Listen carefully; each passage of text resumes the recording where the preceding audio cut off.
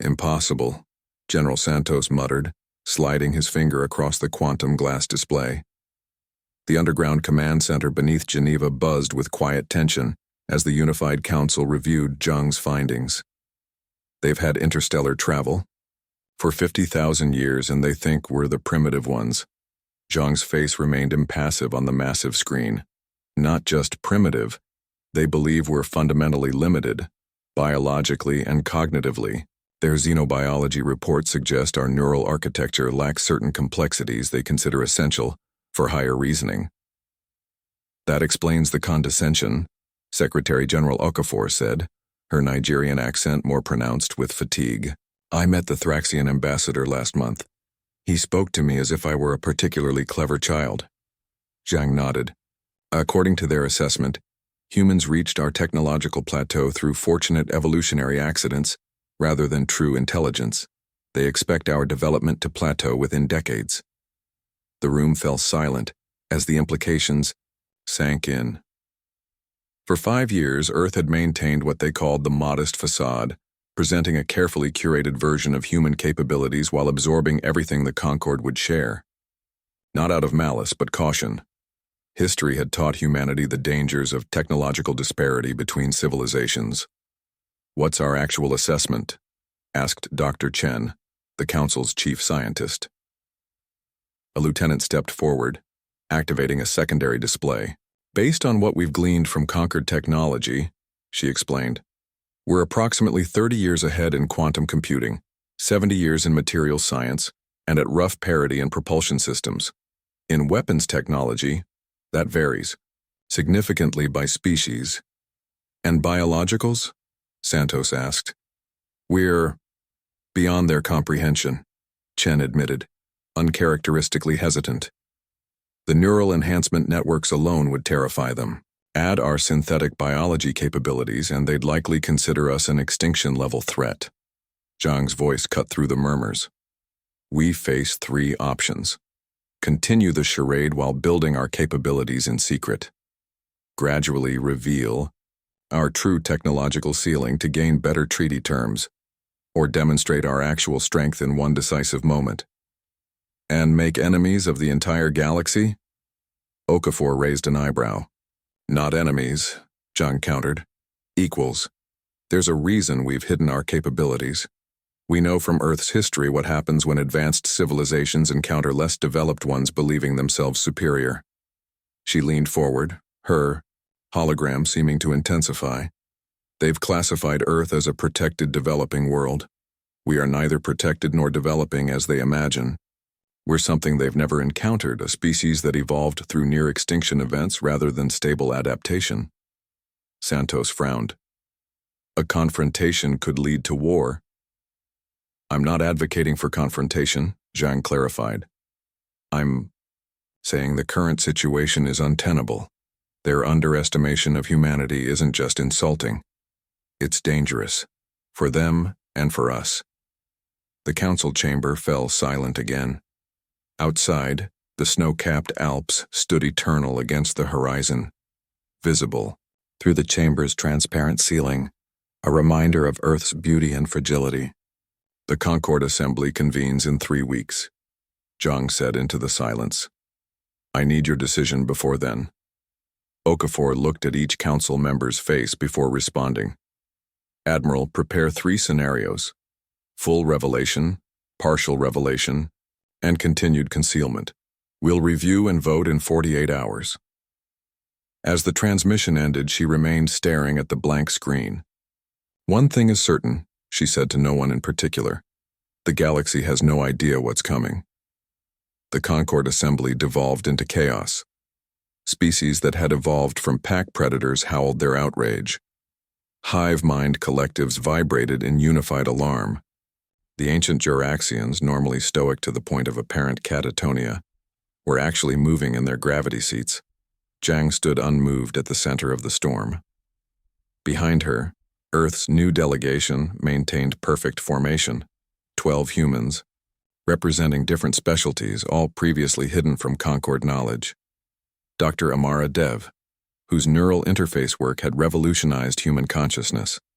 General Ekaterina Volkov, architect of Earth's hidden defense grid, Dr. Kagiso Nkosi, whose bioengineering breakthroughs had extended human lifespans by decades, names the conquered had never heard, achievements they couldn't comprehend. Order, the moderator's amplified voice finally cut through the din. The Calvarian official, a methane breather encased in a transparent environmental suit, thumped his ceremonial staff against the floor. The assembly will have order. As the chamber quieted, the Drakari representative, Admiral Vorkail, rose from his seat. His scaled skin reflected the chamber's light in iridescent patterns that signaled aggression in his species. The humans have admitted to systematic deception, he hissed, mandibles clicking between words. This constitutes a breach of conquered protocols. Earth should be isolated pending full investigation. Zhang smiled thinly. The Drakari speak of protocols? Interesting. Perhaps Admiral Vorkel would explain the fleet movements his empire has conducted along the Perseus Arm over the past 3 weeks, movements that violate 6 separate treaty provisions. Vorkel's inner eyelids flickered in what humans had learned with surprise. You have no surveillance capabilities in that sector. We have no acknowledged surveillance capabilities in that sector, Zhang corrected. As I explained, there is much you don't know about us. The moderator intervened.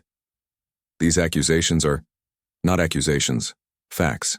Zhang touched her wrist communicator. The chamber's central holographic display activated, showing detailed scans of Drakari vessels in formation near a disputed boundary. The Valaxian representative, her crystalline form catching light in complex patterns, spoke for the first time. These images, the resolution exceeds conquered standards. Human standards, Zhang corrected, have always exceeded conquered expectations. That was our choice, not our limitation. She stepped forward, addressing the entire chamber now. Earth does not seek conflict. We seek recognition, as equals, not as curiosities. We have studied you while you studied us. The difference is that we saw clearly, while you saw what you expected to see. The Juraxian elder, ancient even by the standards of his long-lived species, raised a trembling appendage. What does Earth demand? Demand? Nothing. We offer partnership, genuine partnership with species willing to see us as we truly are. As the assembly descended into fractious debate again, Zhang's communicator vibrated with an encrypted alert. Lieutenant Park, her intelligence officer, had sent a priority message from Earth's hidden observation post near the Drakari homeworld. Fleet mobilization confirmed. 17 capital ships, designation Sword of Retribution. Course calculations indicate Sol system. Estimated arrival, 72 hours. Zhang deleted the message, her expression unchanging. The Drakari had taken the bait faster than expected. Now the real test would begin, not just of human technology, but of human restraint. Because the truth was more complex than what she'd revealed. Earth hadn't just matched conquered technology. In many areas, they had surpassed it. The question wasn't whether humans could win a war with the Drakari Empire. The question was whether they could win without revealing how utterly they could destroy them. Energy spike detected. Crucible-class destroyer just went dark. Lieutenant Commander Reeves reported, her voice steady despite the chaos unfolding across tactical displays. Zhang watched from Earth Command as the battle in the outer solar system reached its climactic phase. The Drakari had fought with unexpected innovation, adapting quickly to human countermeasures. Not quickly enough, but impressive nonetheless. Tarkovsky reports minor hull breach. Compartment sealed, another officer called out. They're requesting permission to deploy countermeasures package Sierra. Zhang's eyes narrowed. Denied. Conventional weapons only. We're not crossing that line unless absolutely necessary. The command center fell silent as everyone understood. The implication. Earth had weapons systems that hadn't been revealed yet. Technologies that crossed into territory the conquered had deemed impossible or unethical. The kind that could end this battle in seconds rather than hours. Message from the Drakari flagship. Communications announced. Admiral Krelvor is requesting terms. Patch him through, Zhang ordered. Main screen. Krelvor's face appeared. Scaled, alien, proud even in defeat. One mandible was clearly damaged, leaking ichor that his medical staff appeared to be cauterizing even during the transmission. "Admiral Zhang," he said, his translator rendering his clicking speech into flat English. "You have won this engagement." "Yes," Zhang replied simply. Krelvor's undamaged mandible twitched in what humans had learned was a gesture of grudging respect. "The deception was masterful. You allowed us to believe we could take your system with minimal resistance. Your ships were hidden using technology the Conquered believes theoretical at best. Your point, Admiral? My point is that you permitted many of my vessels to escape. You could have annihilated our entire fleet, yet you chose selective engagement." His alien eyes studied her. "Why?" The question hung between them, between their species. "Because this wasn't about destruction," Zhang answered. "It was about demonstration. You did not want to reveal all your capabilities," Krelvor concluded. Zhang's expression remained carefully neutral. The Drakari Empire has achieved technological parity with the Conquered through conquest and assimilation. Humans achieved it through necessity and innovation. We're not the same. "No," Krelvor agreed, surprising her. "We are not. The Drakari conquered because we could. You concealed because you understood restraint's value."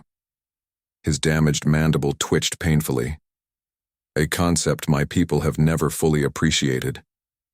Zhang leaned forward slightly. "Will your Emperor understand this lesson? The Eternal Throne values strength above all. You have demonstrated yours. And if he doesn't understand?" Krelvor's undamaged mandible clicked thoughtfully. "Then perhaps the Drakari require new leadership. One that recognizes when evolution has presented superior adaptation." The implications were clear. Krelvor was already considering political realignment, possibly even coup. "Withdraw your remaining forces beyond the heliosphere," Zhang ordered. "Return to Drakari space. What happens after that is your species' business." "And if we return with greater force?" Zhang's expression didn't change. "We just defeated your finest warships using technologies we considered acceptable to reveal. Ask yourself what we still keep hidden." After the transmission ended, General Okonkwo approached. "You think they'll be back?" "No," Zhang said quietly. "The Drakari understand power. It's the rest of the Conquered I'm worried about. They'll be asking the same question Krelvor just did. What aren't we showing them?" She turned to her staff. "Prepare for Phase 2. The real demonstration is about to begin." "You should rest," Dr. Dev said, finding Zhang alone in her quarters, aboard the Conquered station. The Admiral stood by the viewport, hands clasped behind her back, staring at the spectacular disk of the galaxy stretched out before them. "We're rewriting history, Amara," Zhang replied without turning. "Sleep seems trivial." Dev smiled faintly. As Earth's leading neural interface scientist, she understood better than most how the human mind processed paradigm shifts. Even architects of galactic realignment need REM cycles. Zhang finally turned, her usually composed expression showing rare fatigue. 15 more species requested private meetings today. The Thraxians are offering unrestricted access to their biotech. The Kelvarians want weapons exchange. And the Valaxians? They're the most interesting. They want to understand us. Zhang gestured to a datapad. Their adversity hypothesis is remarkably insightful. They've identified something fundamental about human evolution that even we take for granted. Dev picked up the pad and scrolled through the Valaxian analysis. They posit that repeated near-extinction events created unique selection pressures on humans. Fascinating. What they don't say, what they're afraid to say, is that they've been evolving wrong. Not wrong, Dev corrected. Just differently. They prioritized stability and harmony. We prioritize survival at any cost. Both approaches have strengths and weaknesses. A chime interrupted them. Another diplomatic request. This one from a minor species that had never before acknowledged Earth's existence. Zhang silenced it with a gesture. The entire power structure is fracturing, she observed. The Conquered maintained stability through a fiction of technological parity between major species. We've shattered that fiction. Dev moved to stand beside her at the viewport. The separatist factions concern me most. 3 species have already contacted Earth about supporting independence movements. And we've declined, of course. Of course. But they'll keep asking. To many oppressed groups, we represent a disruption to the status quo, a potential ally against established powers. Zhang's expression hardened. We're not revolutionaries, we're realists. Earth has no interest in dismantling the galactic order, only in securing our rightful place within it. Others may not see the distinction. A priority alert flashed on Zhang's console, a message from Earth. The 2 women exchanged glances before Zhang activated it.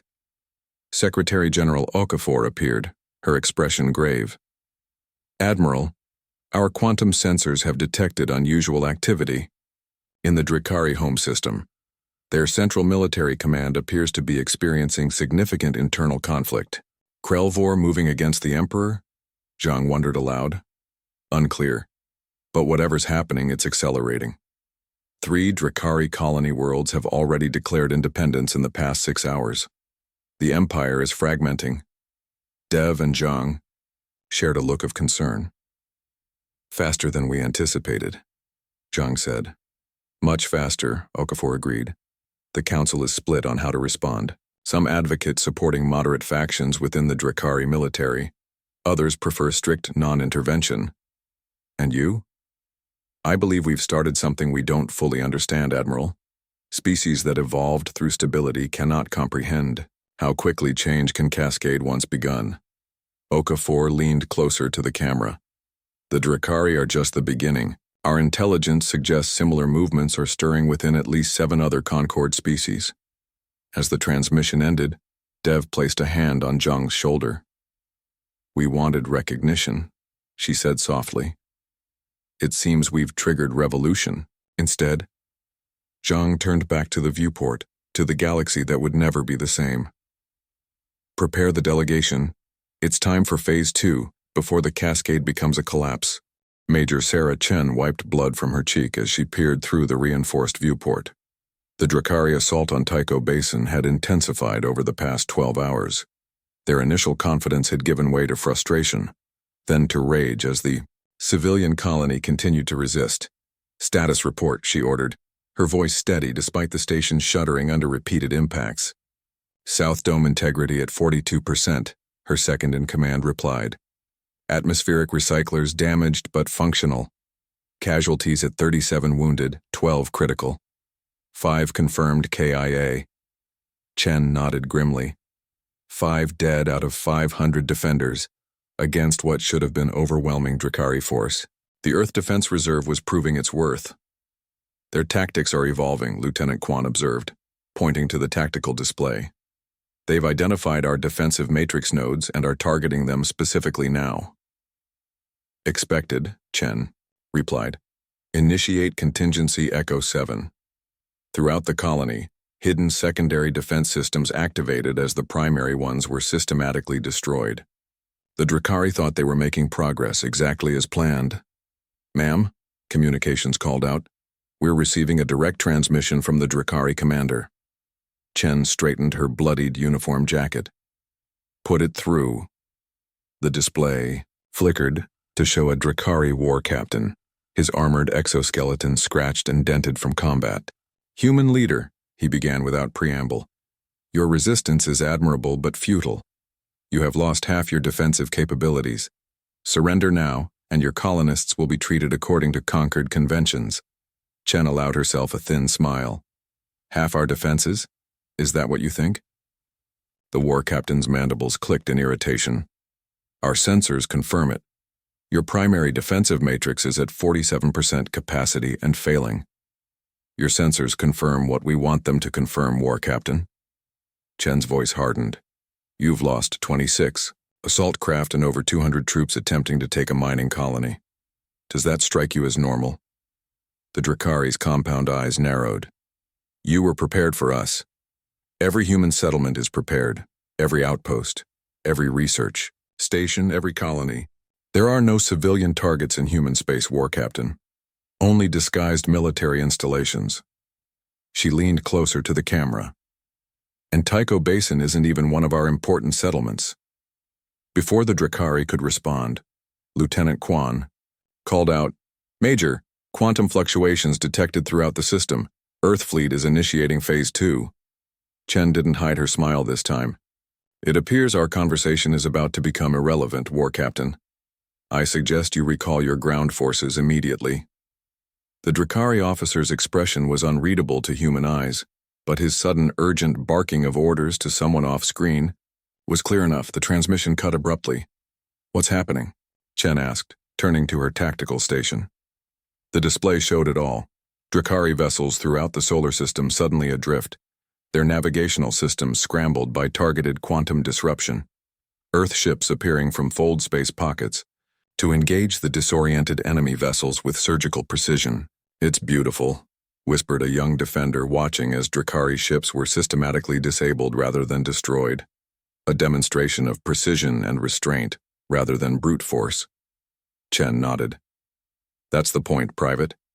We're not just showing them we can win. We're showing them how we win."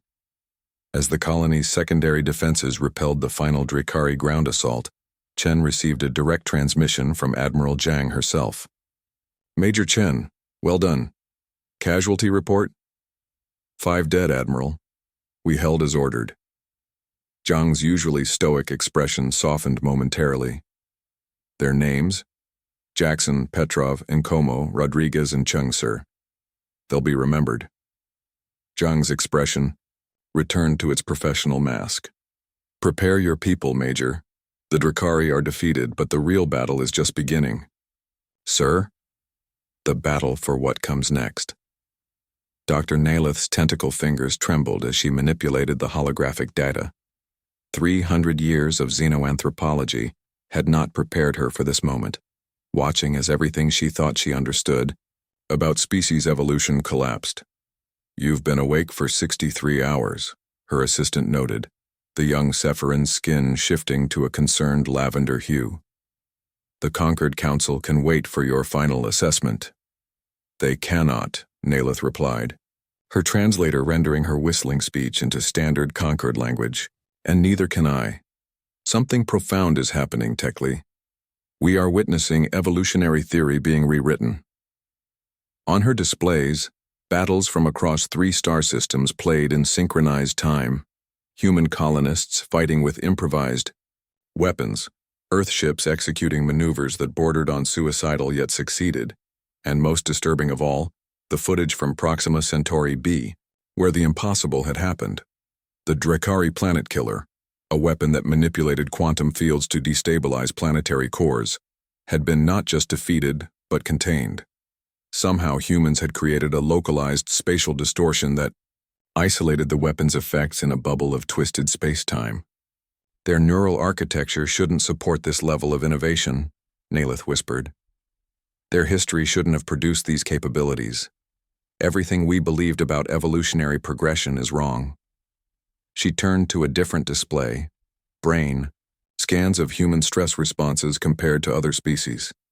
The difference was stark.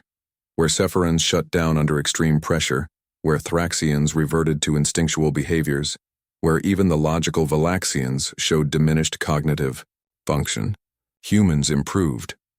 Their neural pathways actually formed new connections under crisis. Their problem-solving capabilities increased. Their creativity peaked precisely when survival seemed least likely. "It's as if they evolved specifically to thrive in apocalypse," Naleth murmured. A priority message flashed on her console, a request from the Concord Security Council for immediate attendance. Taking a final look at her findings, Naleth transferred the complete analysis to her personal device and headed for the council chambers. The Security Council, representatives from the 12 most powerful Concord species, rarely convened in full session. Today all were present, their attention fixed on the central display showing a human delegation led by Admiral Zhang. "Fundamentally changes our understanding of their capabilities," the Juraxian elder was saying as Naleth entered. "This neural collective technology alone represents a paradigm shift in battle coordination." "Not just battle coordination," Zhang corrected politely. The neural collective was developed for disaster response following the resource wars. Its military applications were secondary. The Thraxian representative chittered in disbelief. You expect us to believe a technology that allows multiple minds to function as a single integrated network was developed for civilian purposes? Precisely, Zhang replied. When facing extinction-level crises, species develop tools that might seem excessive in peacetime. The council fell silent as Nalith approached the central podium. All eyes, compound, crystalline, and otherwise, turned to her. Dr. Nalith, the moderator acknowledged. You have completed your analysis? I have. Her voice was steadier than she felt. And I must inform the council that we have fundamentally misunderstood human evolution. She activated her presentation. Images of Earth's history appeared. Ice ages, plagues, world wars, near-miss asteroid impacts, climate collapse. Humans didn't just survive these events, she explained. They were shaped by them. While our species evolved through stability and gradual adaptation, humans underwent crucible events that selected for traits we cannot comprehend. The ability to function optimally under conditions that should render cognition impossible. She glanced at the human delegation. We've been asking the wrong question. Not how they developed these technologies in isolation, but why we, with all our advantages, did not. Zhang's expression remained neutral, but something in her eyes suggested to Nalith that this human understood perfectly the revelation that was unfolding and had expected it all along. Part 7. The Unleashing. Continuation. Vermilion 9's atmosphere had been toxic for 900 years, a roiling cauldron of sulfuric compounds and radioactive particulates, the legacy of ancient weapons that had scoured the planet during the Third Concord War. No species had bothered to reclaim it. The cost would far outweigh any benefit. Until now. Zhang stood on the observation deck of Earth's newest vessel, the Restoration, watching as the atmospheric processors began their work. Massive floating platforms, each the size of a small city, hovered at precise points in Vermilion 9's upper atmosphere, unleashing cascades of engineered microorganisms and catalytic compounds. Atmospheric sulfur content already down 12%, reported Dr. Hiroshi Tanaka, head of Earth's terraforming division. Radiation levels beginning to decline in target zones. The mycofungal networks are taking hold in the northern hemisphere's soil samples. Beside them, the Juraxian elder Kirna watched in silence, her ancient eyes fixed on the planet below. As the eldest living member of the Conquered, she had personally witnessed Vermilion 9's destruction 9 centuries ago. Impossible, she whispered, her translator barely catching the word. No, Zhang corrected gently. Merely difficult. Tanaka's team had worked for decades perfecting the Lazarus Protocol, technologies designed to heal planetary-scale damage, not because such capabilities were immediately useful to Earth, but because humans understood all too well how close they had come to needing them for their own world. The projected timeline? Kirna asked, her voice steadier. 3 years until. The atmosphere is breathable with basic filtration, Tanaka explained. 5 until simple vegetation can be introduced. Within a decade, the planet will support limited colonization. Kirna's gaze turned to Zhang. You could have unleashed weapons that would have conquered half the galaxy. Instead, you unleash this. Zhang nodded. This is what we've been holding back. Not just our capacity for destruction, but our capacity for renewal. On the planet below, patterns were becoming visible from orbit. Geometric formations of cleansing agents spreading across the toxic landscape. The process wasn't just mechanical or chemical. It was an intricate dance of biological, physical, and quantum-level interventions all working in concert. Zhang's communicator chimed with a priority alert. Excuse me, she said to Kirna, stepping away to take the message. Secretary General Okafor's hologram appeared. Admiral, the Drakari Emperor has formally surrendered, not just to end hostilities, but to abdicate. Admiral Krelvor now leads an interim government. As expected, Zhang replied. And the other initiatives? 7 more dead worlds have been approved for Lazarus Protocol implementation. The Valaxians have pledged full technological support. The Thraxians are still resistant, but even they've requested assistance with a toxic moon in their home system. Zhang permitted herself a rare smile. And the Coalition Charter? 23 species have already signed, not as members of the Old Concord, but as equals in a new covenant. The remaining major powers are expected to join within the month. As the transmission ended, Zhang returned to where Kirna stood, watching the planet's transformation. "Your kind is strange, Admiral Zhang," the ancient Juraxian observed. "You prepare for war with such thoroughness, yet clearly prefer restoration to destruction." "We prepare for both with equal diligence," Zhang replied, "because we've learned that creation is infinitely harder than destruction." Kirna's translator rendered her complex vocalization as a sound like mournful laughter.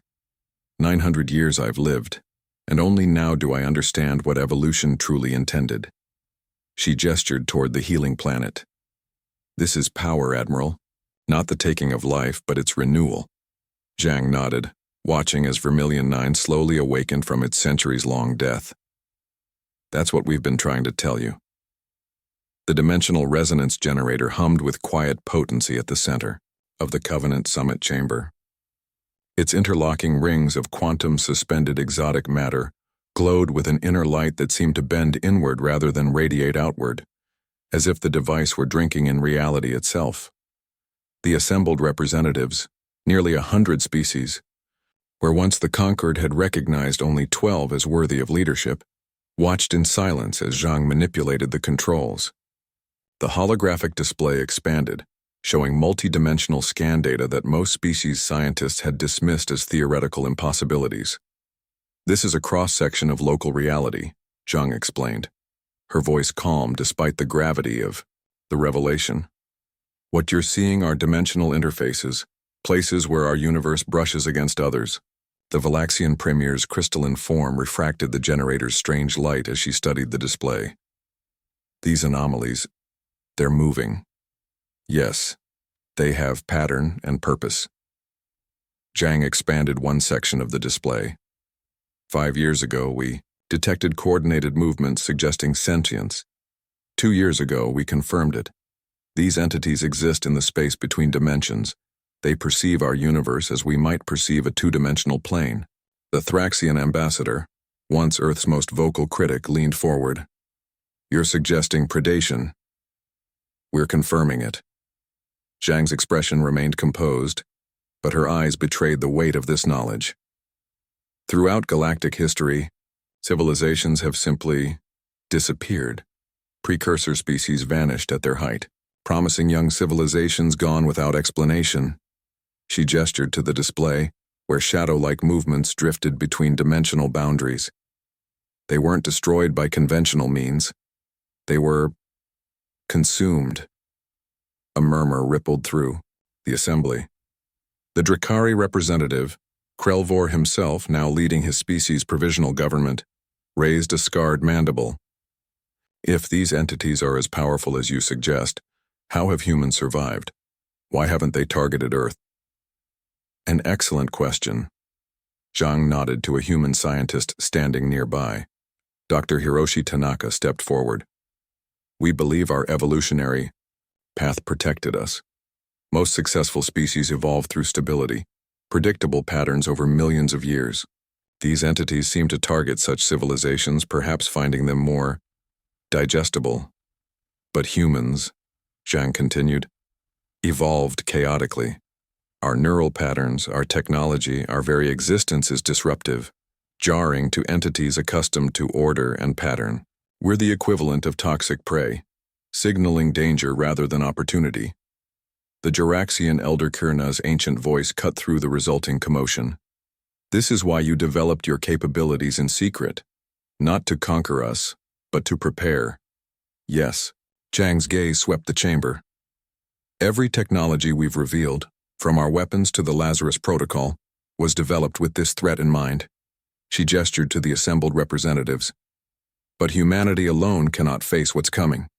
Each of our species evolved different strengths, different perspectives. The neural architecture of the Thraxians, the quantum sensitivity of the Valaxians, the temporal awareness of the Juraxians. Only together do we have a chance. The Drakari. Admiral's compound eyes fixed on Zhang. What exactly are you proposing, Supreme Coordinator? The greatest joint endeavor in galactic history. Zhang activated another display showing technical schematics for a massive structure.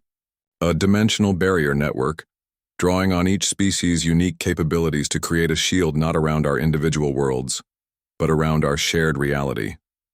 Silence held the chamber for a long moment before the Valaxian premier spoke. Your species warned us you were holding back. What you didn't tell us was that you were holding back hope. Zhang allowed herself a slight smile. Hope is the most human technology of all. In the display above them, the shadow entities continued their patient predatory drift, unaware that their prey had finally begun to unite.